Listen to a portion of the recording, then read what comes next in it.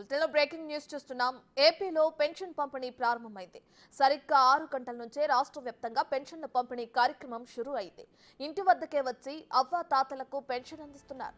ఇవాళ రేపటిలోగా 100% పెన్షన్ పంపిణీ పూర్తి చేయాలని లక్ష్యంగా పెట్టుకున్నారు. 64.82 లక్షల మందికి పెన్షన్ అందిస్తున్నారు.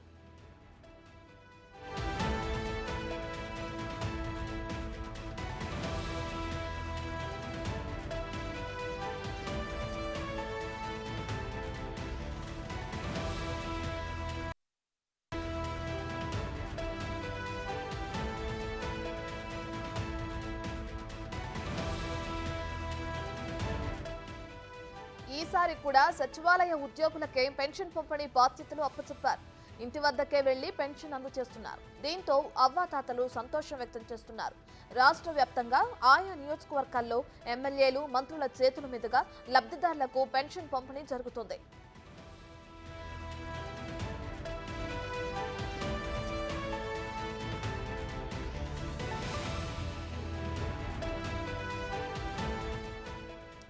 వృద్ధులు, వితంతువులకు 4,000 రూపాయలు, వికలాంగులకు 6,000 రూపాయలు అందిస్తున్నారు. ఈ నెలకు సంబంధించి ఎన్టీఆర్ భరోసా పెన్షన్ల కోసం ప్రభుత్వం 2,737 కోట్లను విడుదల చేసింది.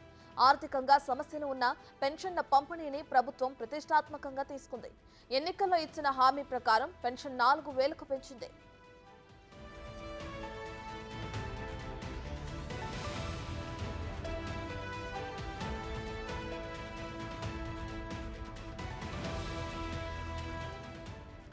ఇక సీఎం చంద్రబాబు ఇవాళ శ్రీ సత్యసాయి జిల్లాలో పర్యటించనున్నారు. మడకశిర మండలం గుండుమలలో లబ్ధిదారులకు ఇంటి దగ్గరే పింఛన్లు అందజేయనున్నారు.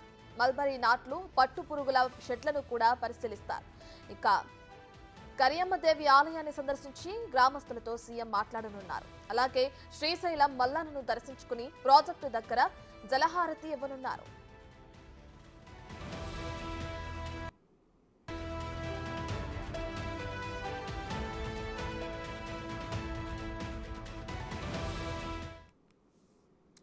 ఇక ఏపీలో పెన్షన్ పంపిణీ ప్రారంభమైంది. అయితే ప్రతిష్టాత్మకంగా తీసుకుంది అక్కడున్న ఏపీ సర్కార్. ఇక దీనికి సంబంధించి మరింత సమాచారాన్ని మా ప్రతినిధి సాయి శంకర్ అందిస్తారు. రైట్ సాయి శంకర్, ఇప్పటికే చూసుకుంటే ఏపీలో ఇది రెండోసారి పెన్షన్ పంపిణీ చేయడం అధికారం చేపట్టిన తర్వాత టీడీపీ ప్రభుత్వం.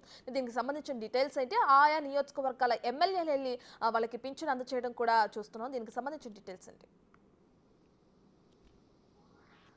రత్న అయితే ఏపీ ప్రభుత్వం ఎంతో ప్రతిష్టాత్మకంగా పెన్షన్ల పంపిణీ కార్యక్రమం అయితే చేపట్టింది.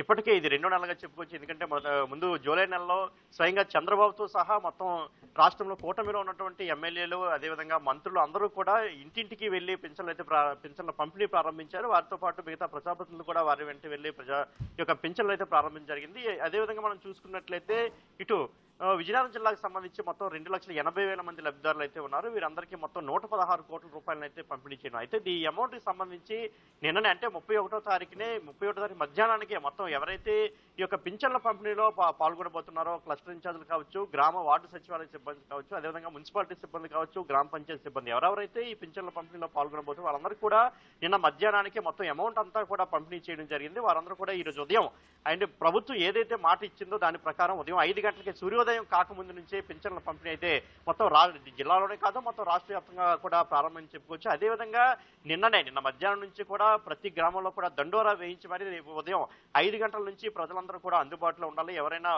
అంటే ఇతర గ్రామాలకు కానీ ఏదైనా పని మీద వెళ్ళినట్లయితే వారు కూడా సొంత స్వస్థలాలకు చేరుకోవాలి, వచ్చి పెన్షన్లో విధిగా అందుకోవాలని ప్రభుత్వం పిలుపునివ్వడం జరిగింది. అదేవిధంగా ప్రభుత్వం చెప్పిన మాట ప్రకారం ఖచ్చితంగా ఉదయం 5 గంటలకే ప్రారంభం చెప్పుకోవాలి. దాని ప్రకారం అయితే మొత్తం రాష్ట్ర వ్యాప్తంగా కాదు జిల్లా వ్యాప్తంగా కూడా మొత్తం పింఛన్ల పంపిణీ ప్రారంభమైంది.